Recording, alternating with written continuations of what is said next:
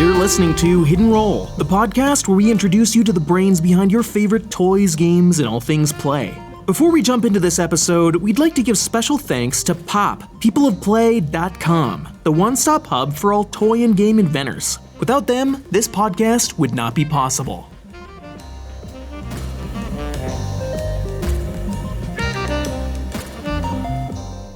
You're listening to Hidden Roll, the podcast that introduces you to the brains behind your favorite toys, games, and all things play. I'm artist, engineer, and game inventor David Yakos. And I'm game designer Branson Faustini, and together we get to talk to the people who make the world of fun. There's a lot to be made in the world of fun, and I feel like we're literally diving into that today when it comes to making the world of fun. We've got JT Smith here with us. He's the creator and one of 3 owners of The Game Crafter. He's a serial entrepreneur, that's such a hard word, entrepreneur. And he's created many other products and businesses in the hobby and tabletop industry, including The Captain is Dead, different tabletop events, and the Component Studio. Thank you, JT, so much for joining us here on Hidden Roll. Hey, I'm excited to be here. Thanks for having me. Oh, absolutely. Where are you coming from? Where are you located? I live in Madison, Wisconsin. That's where our factory for The Game Crafter is as well. Oh, nice. Wisconsin. I'm a native Wisconsin guy. I'm from Racine, just probably down. Oh, Racine. Okay. Yeah, that's only a little over an hour from here. So, yeah. The land of Kringles and deep fried cheese curds. It's near and dear to my heart. So, indeed. Again, thank you for being here with us. So,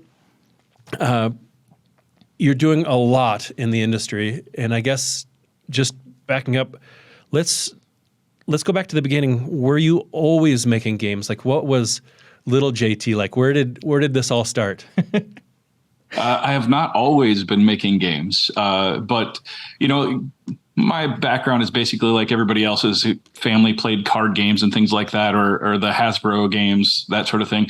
It wasn't until my parents got divorced when I was very young, and one of the guys that my mom started dating some years later was really into board games. And so every time he would come over to visit, he would bring a new board game. And so that was the first time I was introduced to anything beyond, Monopoly or those kinds of games or standard trick-taking games, So it was interesting, and I really liked them, but I only ever got to play them when he would come over.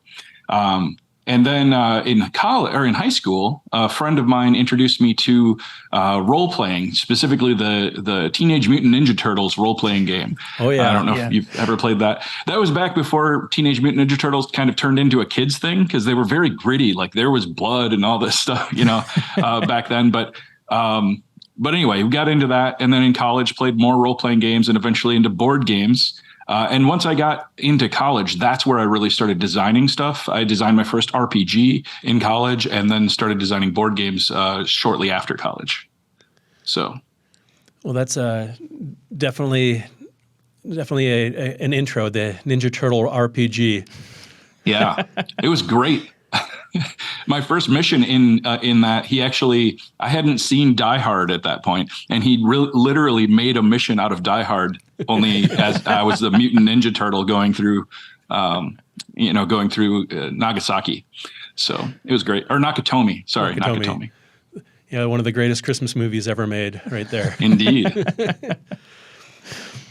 That's awesome. So how did The Game Crafter come to be? What was its origin? It was a necessity, really, for me. So I had been designing board games, and I published one, like self-published one, and I went to India to get that done. It was my first experience like ever importing anything. It was a pain. But anyway, I had been prototyping, and I was sick of printing stuff at home on like my inkjet printer using unicorn blood that cost me everything, and it took forever to make that. So I started looking around and going to trade shows and seeing if anybody was doing it. And all I found were the husks of these dead companies that tried to do it and failed. They started doing print on demand, but they basically treated it like long run printing. And so they had this whole upfront process of interviewing the customer about their product and all that kind of stuff. if you're making one copy at a time, there's no way you can make money doing that. No. So they all went belly up. And so I decided that I would give it a shot. Talked to my business partners at the time and said, hey, I want to do this as like a little side business, hobby business kind of thing. It'll pay for itself if we just make 100 games a month, that sort of thing.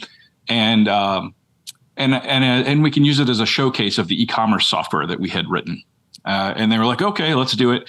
So we did it, and it took off. Like we just did not imagine that it would go so far so quickly.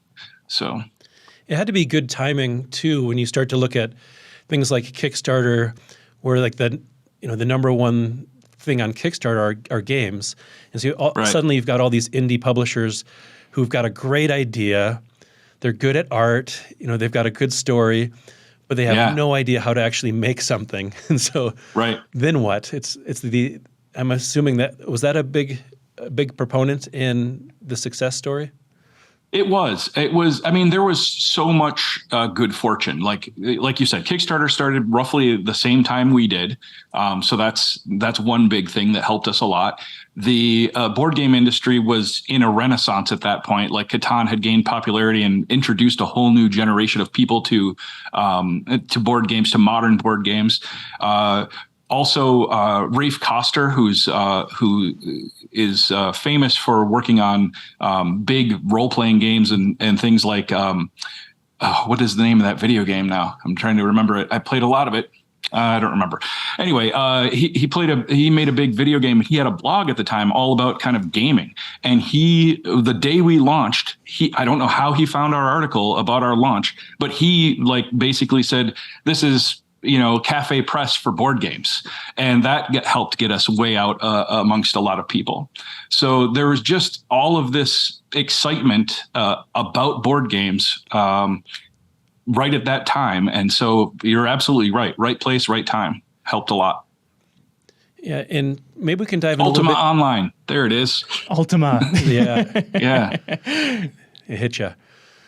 So maybe we can dive into that a little bit deeper, just the Game Crafter, I guess, more in its entirety, because there's a lot of different components of the Game Crafter, different things you can get, different types of services. Like, there's a lot of game publishers that have to go ahead. Let's say a game inventor is going to go ahead and license a game. They're typically the publisher is going to go ahead and start manufacturing, 5,000, 10,000, 30,000, whatever units of a product. But typically, for a lot of the indie groups, you're starting with one or two games. You want to prototype, some play testing. Maybe you can give me a little bit more, like what types of groups come to you for making a game? It's all over the board. Like people ask, who's your average customer? And honestly, I couldn't tell you, because if you look at the demographics of all of the different games we're creating, it's literally all over the place. So yeah, there's of course the indie person who is, making their prototype, but there are publishers who are making review copies to send out to, podcasts and YouTubers and stuff like that. There are militaries and governments that are creating, and corporations that are creating training materials. There's teachers that are making educational games. There are families who are making family games. There are people. There are magicians who make stuff for, trick games, basically for things. There are weddings that make all kinds of things. Like I've seen everything from the invitations for the wedding to proposals to games about that are made up of all of the photographs from the wedding day. So it's sent out to people after the fact. There are groom's presents, that sort of thing. Like literally the categories are endless. It just keeps going and going and going. And there's all kinds of stuff that's not even gaming related. There are, people who write a self-help book and then they make a card game that kind of is a companion to go with the book, or comic book artists that want to monetize that art that they've created in a new way. They'll create some sort of a card game. Artists that go to conventions and want a small print that they can sell to their customers that isn't the big poster size, right? It's all over the place. So... that is covering the gamut. Yeah. Sounds like some creative weddings. Those are the ones you want to go to, where eventually, like, they'll be dressed up as Star Wars characters and stuff. Yeah, it's really crazy. It's all over the place. Yeah, we've used Game Crafter on a lot of different things. For example, some of our clients that we're doing games for, before things go into full production, even we need a sample quick for the trade show. Here, we need the box, and so there in a couple of days we've got the box, or play testing. That's a huge one for us is play testing, because we'll have our we'll have our prototypes, but we want to get them in the hands of more people. Right. Yeah, we've tested tons of games, tons and tons of games. Made cards, boards, the whole shebang. We see that actually too with every time there's a convention coming up, whether it be a playtesting convention like you said, or even just a bigger convention like Gen Con, we always get busy right before the convention because a whole bunch of people want to make their whatever it is that they need for the show. It's like, okay, we just got a huge gush of urgent orders in because everybody needs their stuff tomorrow. Oh yeah, because we'll make as game inventors, we'll have a product to pitch, and we're like, well, instead of cutting out 1,000 cards on the laser cutter. Right. It's like, we're like, let's just print 5 samples, and then we've got ones we can send out to all the different companies. They look quality. It gives a lot better of the experience than something that's just cut out of paper. Feels like the real thing. Oh, it is. It is the real thing. Yeah. It is the real thing. Yeah. And then as far as I know this is some of the early things on validation, on prototyping and play testing, or one-offs, but maybe you can touch a little bit more on, like, if a product is successful and suddenly there's more demand, like how do you support that? Well, a number of different ways. So we have all kinds of different ways. I don't know where to start. So one of the things that we do is we have bulk pricing. So there are people that just want an easy button, and so they just continue manufacturing through us forever, either selling through our e-commerce store or using our crowdfunding platform that's built into the site, or even using external crowdfunding platforms like Kickstarter. And so then we'll produce it for them. We'll ship it out. We'll handle all the customer service, all that stuff. So really all they're having to do is run that campaign or what have you. Recently we got into warehousing as well. So we're taking in, copies of games and shipping them out to retailers and wherever else needs to go. There's a gentleman, for example, that resells games from our site on Etsy, but then he warehouses the games with us. So he's producing the games with us, warehousing the games with us, but then selling them not on our store. They're sold on Etsy, and he's making good sales that way. So lots of different ways that we can support people, with however they become successful. Can you tell me about your crowdfund campaign that's built into the site a little bit? Sure. It's called Crowd Sales. It's different than most crowdfunding systems in that you have to have a complete game at the start of the process. So like with Kickstarter, it might be a year or two before you ever see the game because it's not complete. Like maybe the game design is done, but they don't have the artwork for it or whatever. And it's certainly not ready to go with a manufacturer the day that the Kickstarter ends. With crowd sales, there are no stretch goals. What happens instead is that for every 10 backers, the price drops. So the bigger the group in the sale, the more the price can drop for people. So you can literally have a crowd sale with just one sale behind it, but you can also have a sale with 1,000 people behind it, just like you. So with Kickstarter, you have a tilt at some point where it fails or succeeds, right? With a crowd sale, everybody wins. Everybody's going to get their game. It's just a matter of how cheap are you going to get your game, right? So how many Kickstarter games are you waiting on right now? Oh, like 15. Right. At any one time. No, it's a brilliant qualifier as a consumer. And part of it's like you see it online. You're like, yeah, please take my money, and then you hope that one Christmas you'll get it. Right. With crowd sales, you as a consumer are definitely going to get it. You're going to get it fast too. Generally speaking, a crowd sale will go into production within a few weeks to a month of the crowd sale being done, and it'll be in your hands within a month or two of the crowd sale being done, rather than 6 months, a year, 2 years, or never. Yeah, that's and again, I think that's probably the hardest thing for a lot of idea people is the whole production side. So when you've married those two things together, I think that's a brilliant service and a great platform. Thank you. Yeah, we've been seeing good success with it. We have a gentleman now who, granted, it's taken him years to build up to this, but he regularly, 3 or 4 times a year runs a crowd sale on our site and sells 1,000 copies of his game initially. Plus, he puts his whole back catalog into the sale. So then all of those upsells of, all of these older games. So he actually ends up making more money off of the back catalog of all the people, getting in on his older games than he did even on the sale itself. So it's a pretty big deal for him. And we've got a couple more people that are following that same model and starting to make significant amounts of money doing that. So. Yeah, could you talk a little bit about some of the success stories? Like, I know that there's been a few hits on the Game Crafter self-publishing. Yeah. So, the first really big one was Flashpoint Fire Rescue. It really, so this was like within our first, month or two, it was on the site. It sold like 50 copies on the site, which during the early days was a big deal in the first few months, right? And it was picked up by a publisher, and now it's gone on to sell like 30,000 copies in the market. So that was pretty good for an early success. We've had other titles that have been picked up over the years, like Roll For It, for example. It's over 100,000 copies that it's sold now, but it sold its first few hundred copies off of the Game Crafter. And now it's at Barnes and Noble. Yeah, and it's in Barnes and Noble. Yep, exactly. There's all kinds of games that are like that. I had an early success as well with a Kickstarter that we ran for The Captain Is Dead, a game that I designed with another gentleman.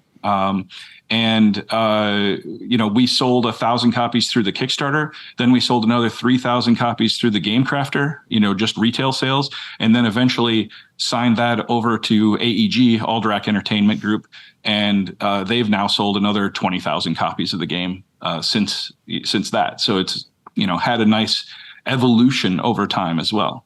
So it's you're kind of covering the gamut from the ideation all the way through to fulfillment. It's got to keep you busy. Oh yeah. Yeah. It's not just me. I've got a huge team behind me that really, they deserve all the credit. There are now, I think we're up to 52 people that work at the Game Crafter. So it's a pretty big team, constantly producing games. We work 7 days a week, and we work 18 hours a day, right? So we have, it's a big deal. Nice. And then there's lots of little successes, like on our site, different people that are selling 100 copies of the game, 1,000 copies of their game, that sort of thing. And the price gamut is all over the place too. You'd think it might just be little games that are, $20 games, but we have a gentleman who has a game that's like $160 on the site. And he's sold 500 copies of that game through the site, right? That's a pretty impressive feat to do. So it's like somebody can make a living being a game inventor. Absolutely. So tell me a little bit about the print on demand. So that's something I've seen like on Amazon when it comes to authors that are trying to do their self-published books. Mm-hmm. And that's a hard industry to crack, especially for an indie person. Can you tell me how that works a little bit when it comes to somebody in the game industry there on the Game Crafter? Sure. So it all starts with somebody like yourself designing a game and uploading it to the site. So you just, you design your game, you upload your artwork to our website, you pick out maybe some components like dice or pawns or whatever that go with the game. And then, we manufacture it and send you a copy. And it could just end there where you have your own copy. But it often doesn't, as you know. So you end up buying more copies, or you put it up for sale on our site and start selling it through our site. So then what happens is we manufacture the games, and just like we did when you ordered your first copy, we manufacture the game at the time that it gets ordered. So none of that stuff exists other than the digital assets that you've uploaded to our site. None of that stuff exists in a warehouse somewhere. We literally manufacture it on demand. And then ship it out to all, whoever is purchasing it. And then you as a designer on our site would get a royalty that we pay out monthly through PayPal. So it works very much like a lot of other print-on-demand sites like Cafe Press if you were designing T-shirts, or like you said, Amazon Create Space for all kinds of different print-on-demand things. And that's another helpful tool just to have in the tool belt for everybody out there. So with because you guys are doing so many components, so many different types of games, maybe we could talk a little bit about components, because I know Ranson, like, you love all of every little wooden component and like you name it. All the bits and bobs. Who doesn't? And there's never enough. But like, are there, like, you guys are carrying like over 1,000 different pieces that are available? Like, Yeah, and custom components as well. Right. Yeah. So you want to talk a little bit about those? I'd love to hear about it. Okay.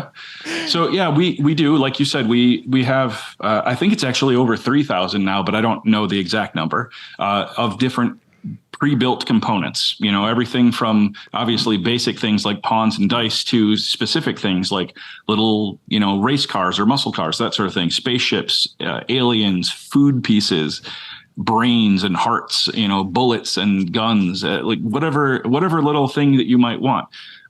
We've got little tokens to represent all of those things.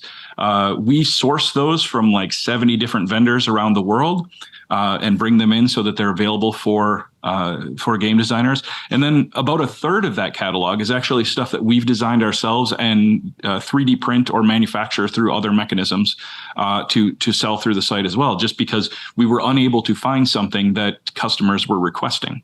So we've really been upping our game in the last couple of years with that. We have a 3D print farm behind the scenes with 18 different printers that are working around the clock to make board game pieces for whatever anybody might need. In addition to that, as you mentioned, we can do custom pieces. So, for example, we have a way for you to upload artwork and cut files to make custom cardboard or custom acrylic pieces. You can make little acrylic tokens that are, you can make them transparent, or you can make them colored, and you can print whatever you want on them. We can engrave dice or print on dice full color if you like. So yeah, we can make all kinds of different components. We even make custom meeples where you can put your face on a meeple if you want. So it's helpful to know the toolkit. Like, you think of it like being a kid or actually a grown man that plays with Lego, and like, you want to build something. It helps to know all the blocks you have available. Right. And it's like, I want to build a rocket ship or whatever it is. Like, I know I need that piece. And so having an extensive library of just things available, and even beyond that, of just being able to, make custom things that are, aren't quite there yet. Yeah, I'm constantly on the website looking to see if you've added any new custom components and stuff like that. It gets me really excited, because I love to imagine, all the cool things that you can do with all this stuff. He really is a nerd for components. Yeah.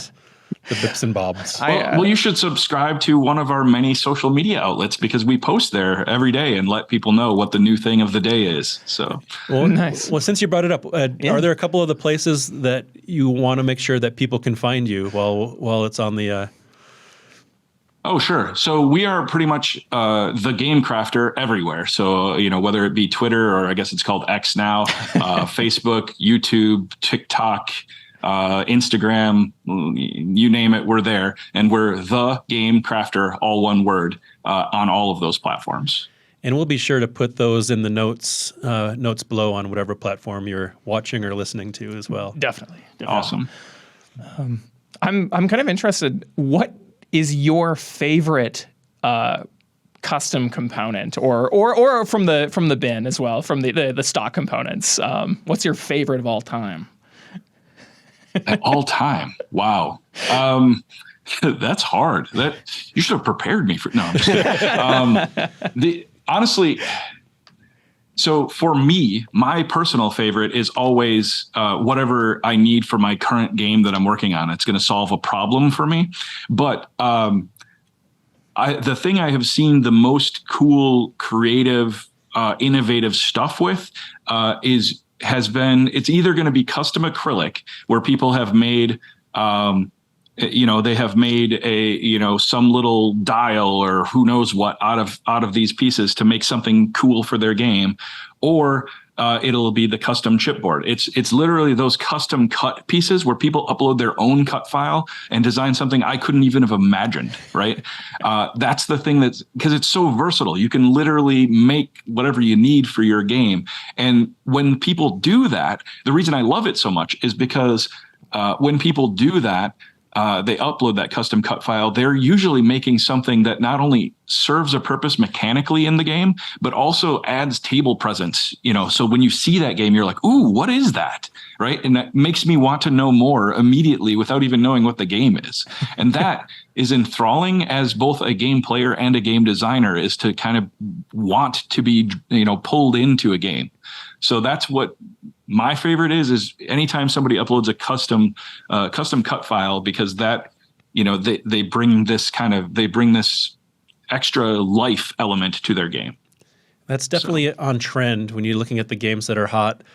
It's just those specialty components that are going to differentiate. When you look at some of the old games historically, the ones that we grew up on in the 80s, of this simple path games, roll a dice, simple moving down a path, like that has kind of, worked its way out of your typical game today, where it's got to be a little bit more customizable, creative, immersive. Are there other trends that you're seeing? Because your finger's on the pulse of what's being made as much as anybody around the world. So what types of trends do you see that are this is really where games are going? Or where they maybe need to be going? Yeah. So I can answer that a bunch of different ways. So obviously table presence these days is everything. Like you said, that's where everything is going. And it's because, there's 5,000 games a year or whatever the number is, coming into the marketplace. How do you get above the noise with that sort of thing? And how it is typically in our world, especially as you go up to more advanced gamers, like casual gamers, it's a different story. But when you get up into people who are hardcore gamers, differentiating yourself happens a lot of times at conventions or board game stores, right? And so the game is on the table. And so that's where the table presence really matters. As far as trends, you may or may not believe this, but the trends that we see are actually the trends that are already old, even though we're new, right? Like you're creating new games, but what happens is, Dominion becomes popular, then everybody's creating a deck building game, right? It's what we see is really just the echoes of what has been popular already, just like the rest of the industry. We just see those echoes faster than other people see them. Because, for the first clones of Dominion to come out, you have to have made prototypes to make those, right? So we see those echoes faster, but it's mostly echoes in that regard. With publishers, though, what we're starting to see, and I think is going to become a huge trend as we go forward, is that publishers are starting to get into the idea of community around games. Where the community isn't just the players of the game, but they influence the trajectory of the game. And what I mean by that is I've started to see publishers who are using our service to allow people to custom design little components in the game, or whether it be a deck or a card that they could add to the game, or they have. So I'll give you an example. Thunderworks Games has a mechanism, a little app that they wrote where you can design new maps for. Why am I spilling on it? Cartographers, right? So you can go online and design your own little map for cartographers. There are companies, or there are people who are making custom cards. So like you can make your own character in a game. And so you're starting to see people do that. We just worked with a company to make a component for a game they have coming out called Slopeside, which is a downhill snow skiing game where the game is being built up in this 3-dimensional space over the table.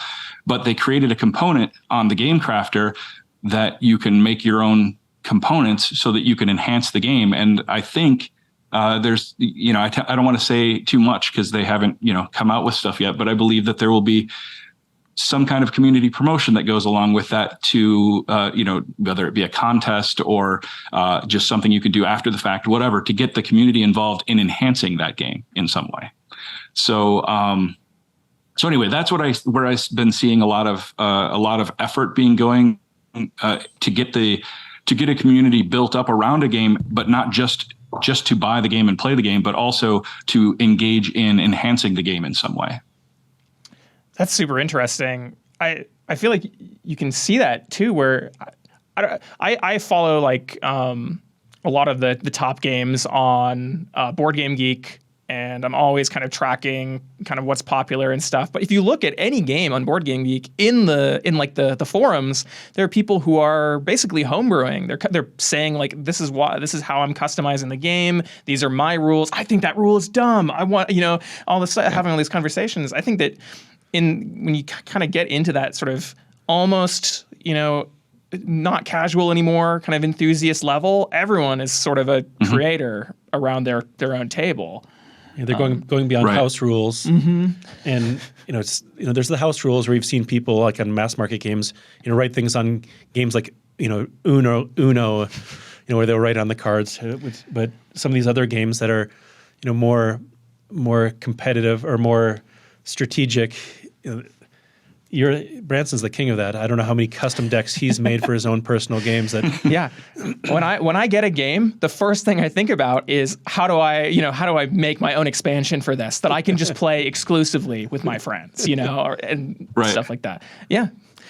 I think that's how many game designers are born also, right? They have their favorite game and they're like, ooh, I could make this better. and then once they've made a few of their favorite games better, then they're like, ooh, I could make a whole new game. And that's how game designers are born. It's true. Well, it's interesting you even mentioning like Echoes earlier, where something catches on, then all of a sudden you see a lot of, and Echoes is a lot nicer way of saying it than copycats, but there's definitely some of them that, a new gaming mechanic comes out that becomes popular, and then all of a sudden, hey, this is a mechanic that you don't really need to teach somebody the rules, but we're going to put a new skin on it, maybe a little bit of a twist. That happens quite a bit until people start to get burnt out on that, until the next one pops up. I firmly believe that if you were to give a spec to multiple people, they couldn't design the same game if they tried.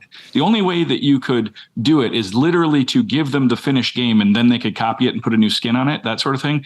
But if you're starting from a spec, so you're starting from a mechanic in this case, you'll end up with two different games at the end. And who knows, that little twist that you just mentioned could make the better version of the game, even though the first one was out there already, right? So, I'm all for the Echoes. And like you said, also it helps with people when they come to play a game. If they already know the mechanic, they don't have to learn the mechanic. Now they just need to learn the twist. And so that makes the games more accessible to people. Yeah, learning rules is, I think, the hardest thing on Friends. Yeah. Yeah. All right, for the first hour, we're going to learn how to play this game. And fight a little bit about it. Yeah. In my friend group, we have a rule that one person has to take the hit. If you bring a game to the table, you have to learn how to play it and then tell everyone else how to play it. It's the we have the same rule in my gaming group as well. Yeah. What about also the other rule that we have is if there's a how to play video, also share that before we come so that everybody has a chance if they want to learn in advance. Totally. Yeah, that's a good rule. That's a good house rule. You're talking a little bit, we're talking about components and trends. What are your thoughts on some of the nostalgia or like just even the value of having like wooden pieces? Like where do you fall in those camps today? Nostalgia is good for marketing, but not a whole lot for anything else, I think. That said, there are like Restoration Games is doing an interesting thing in bringing back old titles that they'll put a modern twist on. So they're modernizing the game to make it a better game than it ever was when it came out before. So you're getting that nostalgia hit, but you're not you're not getting the same game again, because if you were, there's no point in buying it, right? Right. As far as wooden bits versus plastic bits versus steel bits versus whatever, I'm all over. Like, as long as it suits the game, I don't care. That said, wooden bits are actually greener than plastic in a lot of cases, right? Because wood is renewable, plastic is forever, and so there's some of that. That said, we're starting to see some trends where you can make things more biodegradable, more recyclable, that sort of thing. So I'm not against plastic. Plastic is a really great material. There's a reason it's used everywhere, right? It's amazing. So if we can make plastic sustainable, then why not continue to use that? But I'm also great with, really enhanced bits, like all of those bits that Jamie Stegmaier makes that are all, the kind of resin bits that are hand painted, with all the little upgraded things. Of course, those things cost like 50 cents or $1 each. So they're not cheap, but they're so cool. Yeah, those are the games that suddenly creep up, and you're dropping $150 to get the upgrades. The next. Maybe we can talk a little bit about some of the events that you participate in and are a big part of. Like the Protospiel. So, I mean, obviously, I go to lots of board game conventions, and lots of people know about big conventions like Gen Con or Origins, those kinds of things. I love those conventions, although I don't get to play games at them. I'm working usually. So my favorite conventions are actually Protospiels. And if you haven't heard of that, it's a much smaller convention, usually like 100 to 300 people, something in that range. And it is specifically targeted at board game designers and card game designers. So if you have a game that you want to get to the table and play test it with people who are there just to play test games before they hit the market, or other game designers, because you get a completely different type of feedback from a game designer than you do from a regular player. So if you're looking for that kind of really good feedback, there's nothing better than Protospiel. And there are Protospiels all over the country. You can go to protospiel.events and look up different Protospiels that are coming up, and that site will actually tell you how to run your own Protospiel if you want. I happen to run protospiel-madison.org, Protospiel Madison. And so that's a convention here in Madison that happens in December.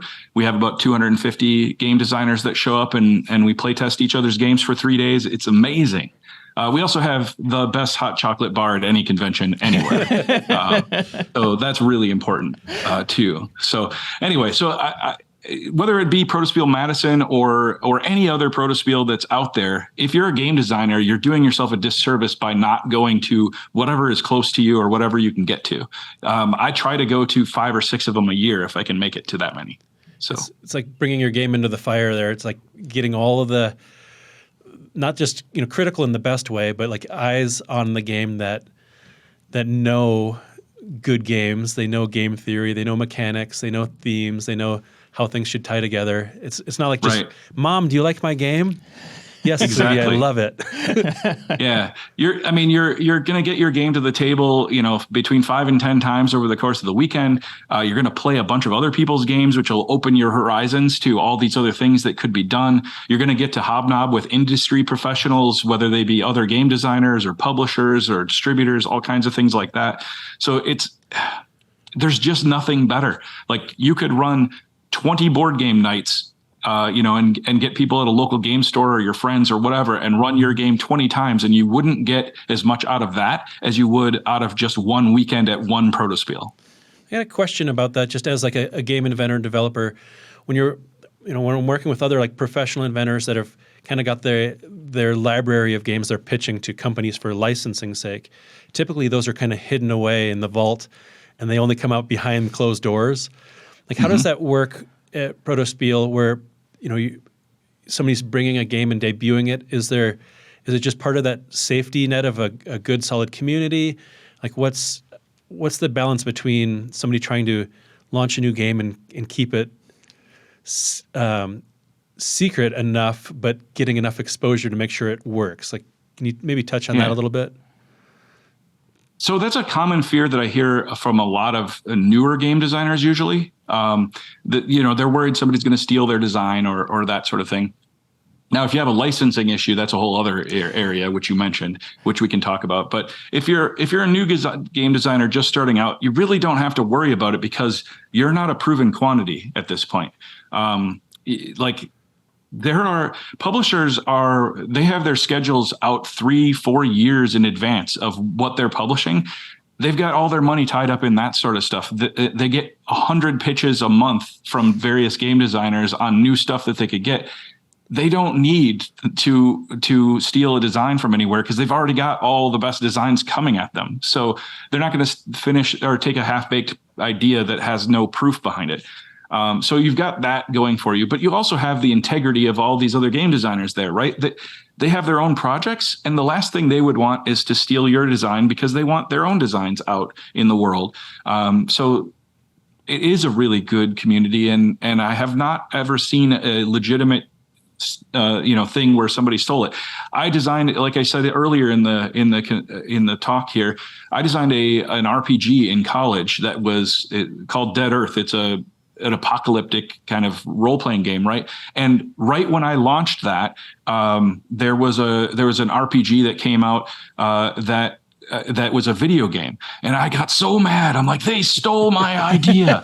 But really, did they? They didn't steal my idea, right? It's possible for multiple people to have the same kind of concept, because ultimately it was a different story. There's more than one post-apocalyptic story in the world. Just look at all the movies that are out there that are post-apocalypse, right? So it wasn't that somebody stole my idea. It was just because I was so new, because it was my first design ever, that I got mad about it. And once I sat back and thought about it, I was like, where would they have stole it from? Why would they steal my idea? There's so many different things.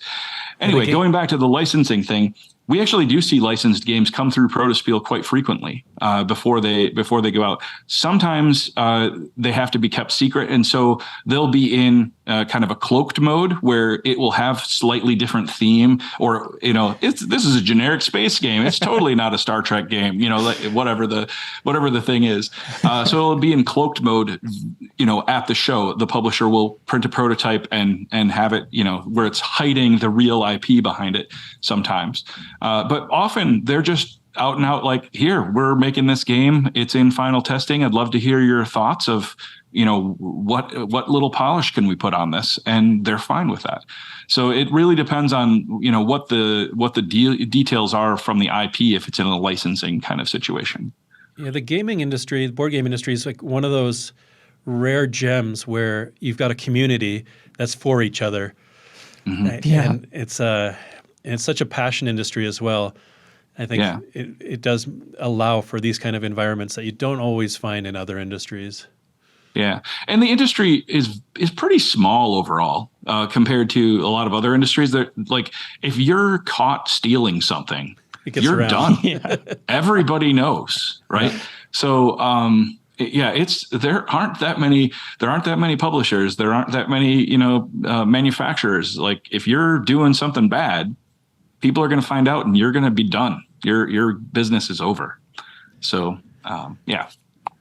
So another place that you are, I know, spending some time is the Component Studio. Maybe you can shed a little bit of light on that for us and our listener. Absolutely. So just like I said, you should go to Protospiel because that is the best kind of time you can get for playtesting your game. You should use some sort of automation for designing your game. It doesn't have to be Component Studio, but Component Studio, I think, is the best way to do it. But I also made Component Studio, so and you are a wizard. Take that with a grain of salt, right? So what I mean by automation is you design one card and you upload a spreadsheet with the data for all of your other cards, and it will automatically design the next 100 cards for you, right? You don't have to design 100 cards manually in Photoshop. Now, Photoshop has a kind of mail merge type feature, and InDesign and all of the different tools have that, but it's really, really basic, and it's very fragile, easy to break. Component Studio is a completely it's designed for this kind of thing, and it starts off at a very basic level where you can just kind of drag and drop your way to success. You don't really have to know anything. You can kind of cut and paste and drag and drop, watch a couple of videos. I have videos showing you how to make Uno or any other kind of game that you might want to make using it. And there's, thousands of people in the community also that on our Discord or our Facebook group that'll help you through stuff if you need help. But when you become advanced, there's a full programming language behind it. So you can actually like really automate stuff if you want to get that deep into it. You don't have to. Most people never do. Most people use it like a mail merge kind of thing where you just have, I want variable A or, from the column A in my spreadsheet to go here, column B in my spreadsheet to go here. Most people just do that, but it can import fonts. It can import images. It can, you can set up all kinds of colors and gradients and shapes and all that stuff. And you can then export what you create to PDFs or to images or upload them directly to the Game Crafter or import them into Tabletop Simulator or a whole host of other kinds of ways or kinds of things at the end of the process that are also all fully automated, whereas they aren't always fully automated when you're trying to do anything else. So if you want to really be a good game designer, I think automate that process, whether you use Component Studio or you use anything else that's on the market that can do it. Even if you're just using Photoshop's mail merge feature, do some sort of automation. Well, here behind every great game is a spreadsheet. Yes. Yes. Apparently those maths have to work. And then once you've got those cards, you've got it kicked right out of Game Crafter, and then you can go play it. Yeah. At Protospiel. It sounds like you 1, 2, 3. Right. Beginning to end. Got it covered. Cradle to grave. This is awesome. One thing that we want to do before we wrap things up is we've got a hidden roll die that we like to roll. And Branson here, I guess. I'll be rolling for you since you can't reach through the screen. But yeah. We're going to ask you some rapid fire questions here. Yeah, just a couple that based on what rolls. We've got a little list here. So what do we get here? Oh, the $sign. So if money was no object, what gaming experience would you want to make? I'm talking like, you've got like Tesla money. It doesn't matter. You can make whatever it is you want. Money is no object. What is something you'd want to make, no matter how outlandish? Man. Well, okay. As a game designer, you guys might feel this pain, but one thing I would love is a way to digitally make my board games that doesn't suck. Everything that's on the planet right now for that. Like, I love video games and I love board games and I hate everything digital about board games right now. I don't know how you guys feel about that, but I would love to have something like that. So I think I'll go with that as my answer. That's a good one. That's a good answer.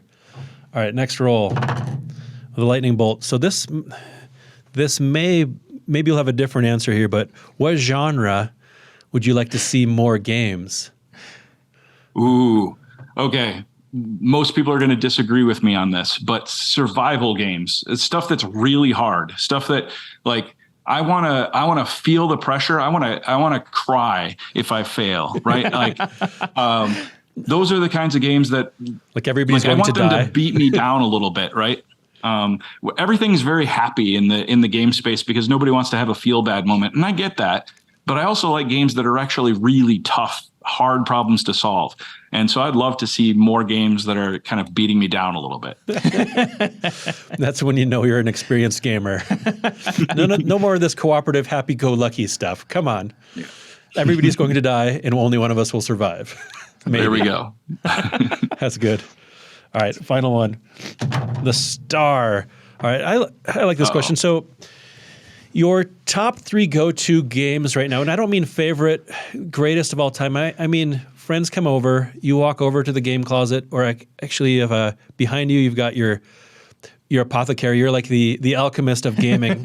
Most people's shelfie picture is just like a shelf, but you've got the whole apothecary thing going like a wizard. Thank you. But what are 3 go-to games that are like, everybody's going to love these. It doesn't have to just be my tight gaming friends. Like, these are my go-tos right now. Right. So my number one game is The Crew. I absolutely adore The Crew. It works with every audience. It is amazing. Specifically, I would do the Deep Sea edition, not the Planet 9 edition or whatever it's called. Not the space one. I do love the space one, but I think that the submarine one is better. So that's number one because it fits every audience. And that's a Thames and Cosmos game that. What's that? Thames and Cosmos, I think, makes that game. Yes. And I find on that one, like, that's one of my go-tos. But every once in a while, you get one player that comes in, and it being cooperative to an extent, you're like, what do you mean? Like, they've got to. You've never played Hearts or Spades or any kind of card games where you need to know how to line things up, like. Yeah, I know. It's surprising. It shocks me how many people don't know what a trick taker is. Yeah. That. So explaining trick taking for the first time, and I'm trying to explain, like, have you played euchre? And they're like, no, I don't know what that is. Have you never been to the Midwest? Yeah. So, but it is my number one game because it fits all audiences. It's perfect as far as I'm concerned. If it's going to be hardcore gamers around, Root is a favorite of mine. Yeah. I love how you love it too. I love Root so much. Yeah, it's amazing to me how they took like a hardcore like war game or something of that nature and turned it into something that's kind of light and fluffy. Yeah, right. The theme and the way, and the other thing that's shocking about that as a game designer is like, how did they make so many different mechanics fit together in the same thing? That whole studio, I don't understand how they can just. That's how all of their games are. They always have some novel like mechanic that everybody like. It's all different. Everyone has different roles, and yet the balance is perfect. It's amazing. How? Spreadsheets. It's all in the spreadsheets. I want to be that person that can pull that off. I am not that person. I am not a good game designer. I'm like terrible compared to those guys. And then I don't know if you guys have played it, but it's called Foundations of Rome. It is got me on that one. It is a game where you're building up the city of Rome, and at its base level. And I think they just put out a smaller version. So the Foundations of Rome is a very expensive game because it comes with all these huge painted miniatures and stuff like that. So can you finish the game in a day? What's that? Can you finish the game in a day? You can finish the game in like an hour. Okay, it's fast. Now. But they've made a lighter version where you don't have to spend $200 on painted miniatures. You can get I think it's $50 or whatever, called Rebuilding Seattle. Just launched at Gen Con, I think is what it's called. But anyway, it's a city building game, and at its core, it's got the simplest little mechanic, so I can actually teach my family how to play it, right, as just the base game. But the brilliant thing that they did with it is there are 7 expansions that come in the box, right? So there's the base game and 7 expansions that come in the box. And so you can make as complex or as light of a game as you need for the audience that you are playing with. And that is a brilliant concept as far as I'm concerned. That's cool. So it is. Yeah. So anyway, those are my 3 go-tos at the moment. Well, those are, anything you say is comes with some clout. So again, I don't know about that. Again, thank you so much for just taking the time running through this. I think this is going to be a helpful run through for a lot of different people. And I really enjoyed just diving into these things. It's a ton of fun today. Yeah, this has been awesome. Yeah, thank you for having me. I mean, seriously, it's been a fun conversation. Oh, absolutely. And I guess until next time, keep playing games.